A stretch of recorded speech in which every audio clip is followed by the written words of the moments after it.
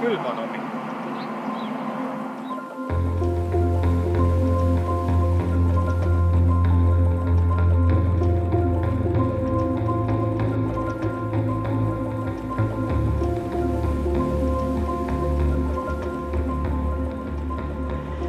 Segame lume sisse jälle vist. Õues on 1 kraad. Päris külm on. Kihutame Yosemite poole 6,5 tundi veel.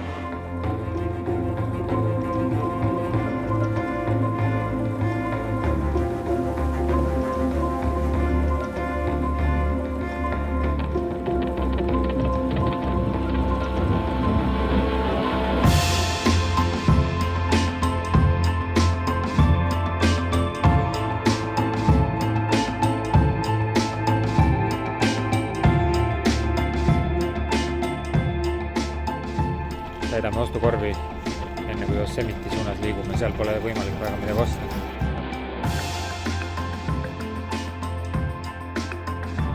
Jälle Safeways käidud. Taastame toiduvarusid. Soojad toidud võtan tuppa või? Võta kõik tuppa. Hakkame varsti sööma. Kvaliteetset toitu saab. Doonatsid jätame ka enda juurde. Doonatsitest ära räägi praegu, seda ei ole vaja näidata.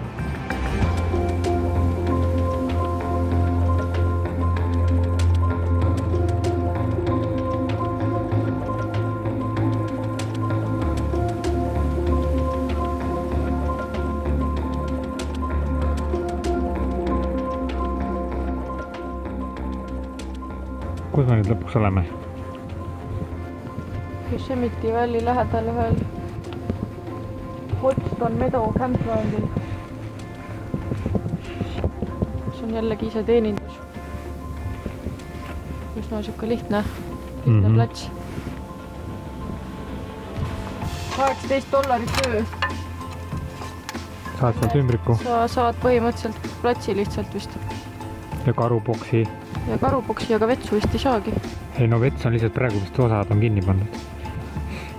Täidame ära, paneme raha sisse ja siis saame sinna. Yosemite on nii populaarne koht, et see Valley ise on juba täis bookitud, nii et me peame hommikul nagu alustama sõitu natukene eemalt. 20 miili vist kuskil. Ootad karude nägemist ka juba või? Siin on need Mountain Lionid ka ja siin on neid tegelasi päris palju, jah. Isegi hambapastat ei tohi jätta autosse. Mitte midagi ei tohi jätta autosse. Prügi ja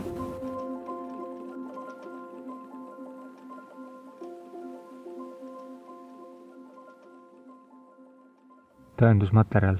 See on meie campsite. Homseks, kui keegi tahab siia tulla, sa pead ära minema.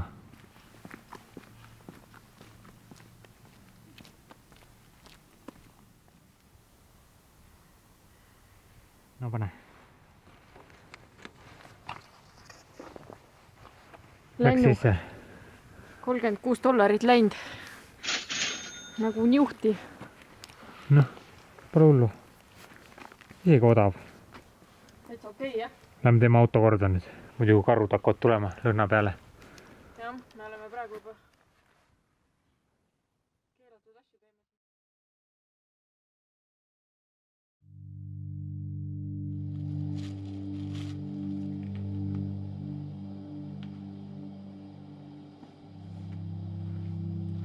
Järjekordne päris karge hommik. Nüüd siis Yosemite rahvuspargis juba 5:30 oli äratus. Toimetame siin vaikselt oma pimedas laagri nurgas. Väike kohvi valmis ja siis proovime jõuda päikse tõusuks sinna parki sisse. Sa tead, mis kell päike tõuseb? Ma ei tea, mis kell päike tõuseb, vaatame tunde järgi. 7, kui me oleme ärganud, siin ikkagi valge olnud ju. No 7:30 umbes on kindlasti juba. Aga jah, siin neid karusid veel näinud pole, aga nagu reaalne võimalus täitsa oli, et ärkame üles ja vaatame, et keegi on ninapidi meie sellest toidukapist, mis on seal all pimeduses. Siit ei ole nähagi, nii et õnneks ei näinud midagi. Aga neid siin liigub päris palju. Ma arvan, et see park saab olema äge.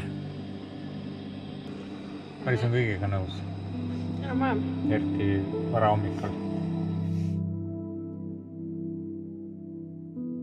UNESCO maailmapärandi hulka kuuluv Yosemite rahvuspark on üks kuulsamaid USA's.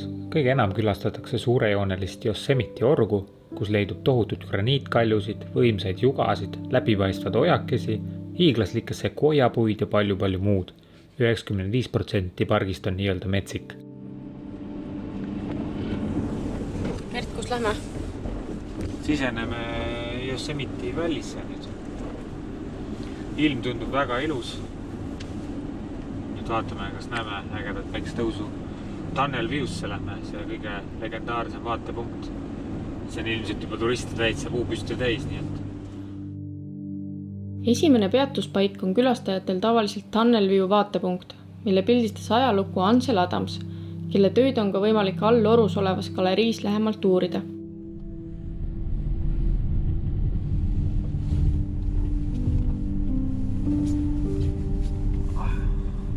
We made it. We made it. We made it. Woohoo!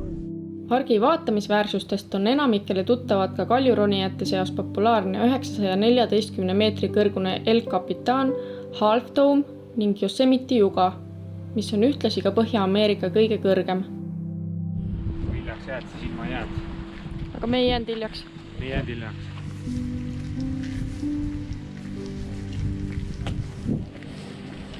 Mets kohiseb, või see kosk kohiseb vist.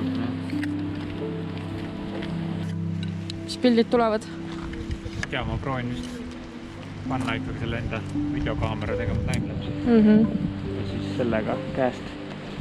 Siit tuleb kõigepealt päiksetõus, tuleb lähikaader Kose, lähikaader El Capitanit, lähikaader Hearthstone'ist. Mis sa veel tahad? Endast ühte pilti. Tahad see ääre peale seista või? Ei taha.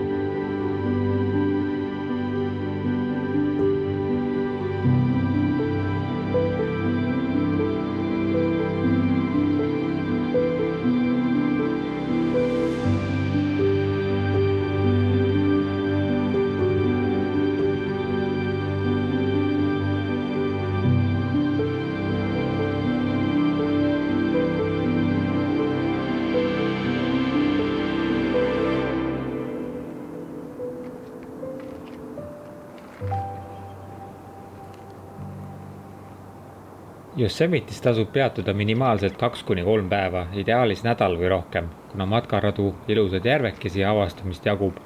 Kõige turistirohkemad kuud on aprillist oktoobrini, kus tasub kindlasti telkimisplats ette broneerida, mitte kohast ilma jääda. Kusjuures telkimisalasid on 13 erinevat, mille 7 puhul on vaja koht ette broneerida. Populaarsel perioodil võib juhtuda, et peate peatuma veidi orust väljas nagu meie ning hommikul veidi varem parki sisse sõitma. Tegelikult pole see üldse halb, telgiplats on ilmselt sellisel juhul ka veidi odavam.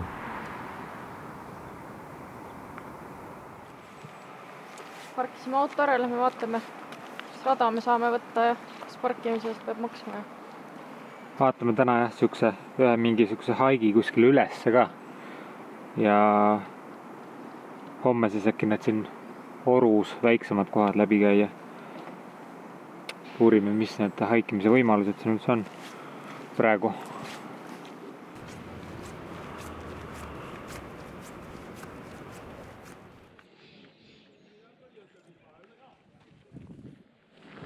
Nii, Maris, mis plaan on? Gert viib mind jälle kuskile kõrgele mäkke, ma pean ronima hakkama jälle mitu tundi. Proovime, kas saame sinna ülemise Yosemite Kose otsa. Peaks olema edasi-tagasi vist 6-8 tundi, 11,6 kilomeetrit. Ma arvan, saame hakkama, imeilus päev, aga lõpus pidi olema mingi lumine ja jäine lõik, nii et vaatame, kas sealt saab üldse edasi. No vaatame. Maris on valmis. Jah, mul ei ole valikut.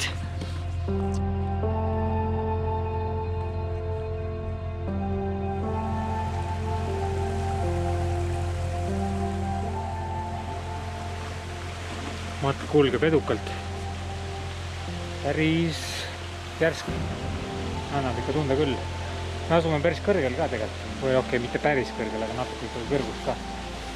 Nii et see ka aitab kaasa. Higi on juba väljas, aga enamus on veel minna, nii et tuleb põnev. Ilm on super.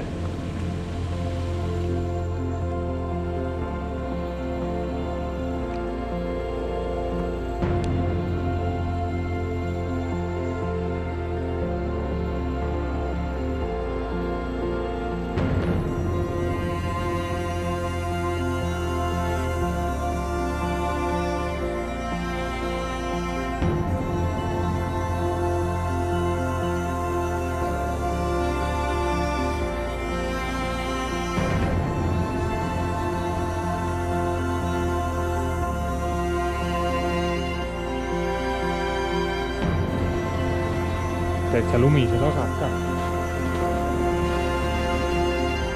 Siin natuke ikka. Rada on sees, tule rahulikult.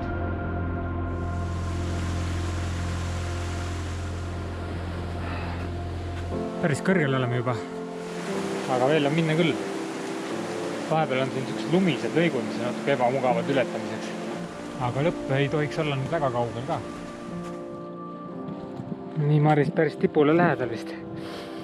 Vähemalt sellele matkaosa lõpule. Kuidas enesetunne on? Pistab veits. Aga veab üles välja või? Ma ei tea, palju veelt on.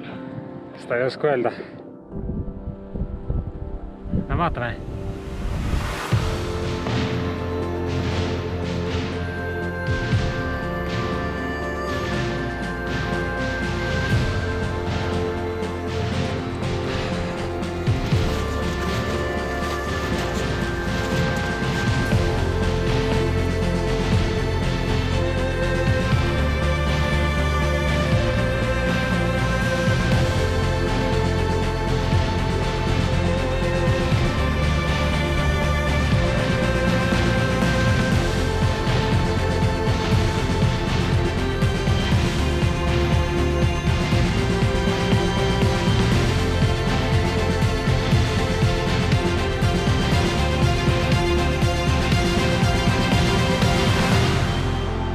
Jälle maailma tipus.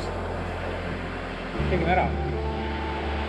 Põhimõtteliselt... Teame, et alla on vaja ka minna. Põhimõtteliselt võiks ka edasi minna natuke. Ei. Sinna natuke kõrgema. Ei. Tulime ikka üle 3 tunni siia üles vist. Tulime siia... Ma tea, mis kellast me hakkasime tulema. 3:11 hakkasime tulema. 3:12, 1, 2... 4 tundi. 3,5. Hakkame alla siis minema. Täpselt keskmiselt. Siis saame äkki 3 tunniga alla ikka ka.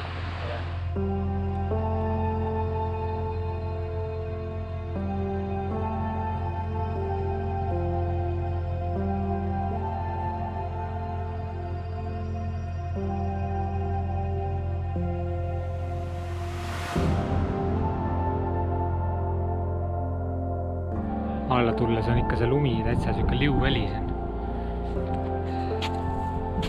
Pluss kraadidega sulab ja siis pehme lörts. Väiksed oravad jooksevad siin.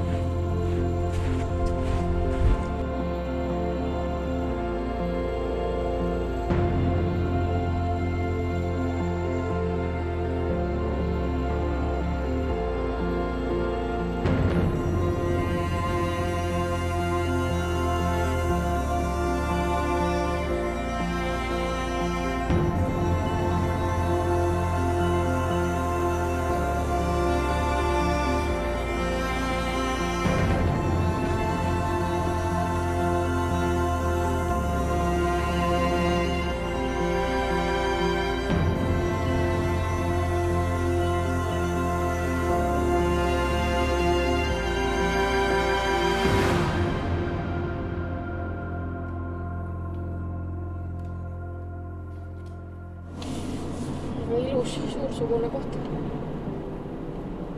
Challenging matk oli. Aga kuidas sulle see keskus siin tundub või mis see... Selles mõttes väga korralik või ilus nagu. Tundub täitsa mõnus see pood ja kõik ka nagu külaliste keskus.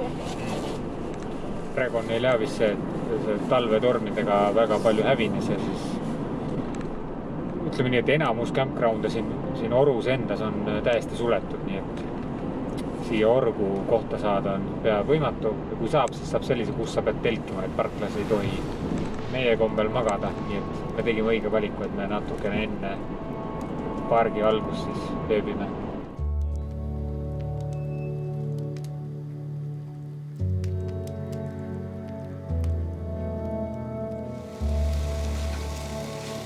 Õhtusöögi vaaritamine käib. Tegime omale ehtsa grillõhtu. Kämpingu õhtu. Väike grill huugab.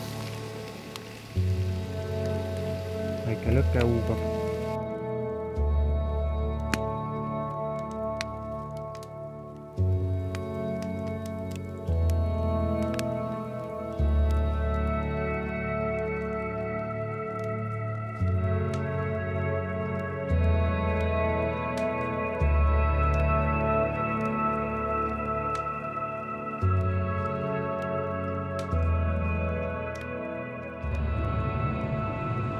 Kiire hommikusöök jälle autos. Päike kohe tõuseb. El Capitani vaatama. Kuigi siin pole vist mingit matkarada, me lihtsalt lähme kuskile. Varahommikuti ja öösel on siin isegi natuke miinust. Praegu ma pakun, et on umbes siuke võib-olla 1 kraad.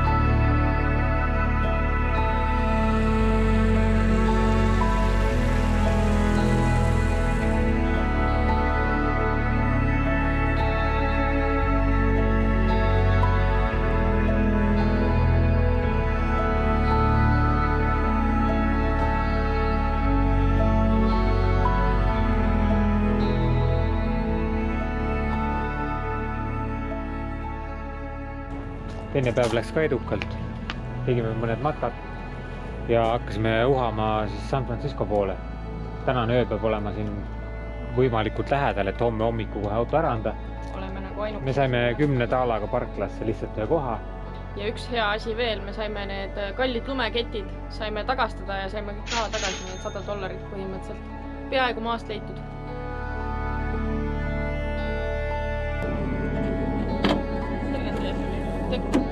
Just jah.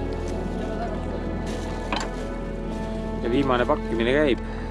Varsti peame minema rendiauto esindusse teele. Viime Vänni koju tagasi. Vänni koju. Welcome home, Ritus. võib öelda, et need 2 nädalat tõid kindlasti meie mõttemaailma värskendust. On mõnus olla maailmast veidi aega välja lõigatud ja eemal sotsiaalmeedia tihti ebavajalikust infotulvast. Taoline reisimise viis õpetab ka vähemaga hakkama saama. Näiteks vett ainult hädavajalikus koguses tarbima, mitte raiskama. Tuleb arvestada ka kaasa võetud toidu, riiete ja muu eluks vajalikuga, kuna igal hetkel ei saa poodi tõtata ja varusid täiendada. Aja mahavõtmine on suuresti enda teha. Eestlastele omaselt tahetakse tihti ka puhkusel minimaalse ajaga maksimaalselt näha. Antud juhul teadsime ette, et meie reis saab olema üsna tempokas. Kuna meil oli plaan kindlasti Seattle'is ära käia, oli sõitmist üsna palju. Lääneranniku võlu avastamiseks tahaks kindlasti kunagi tagasi tulla ja näiteks Oregonis pikemalt mõnes looduskaunis kohas puhata. Puhkama igatahes peab ja automatk on ideaalne viis mugavustsoonist vahelduseks välja astuda.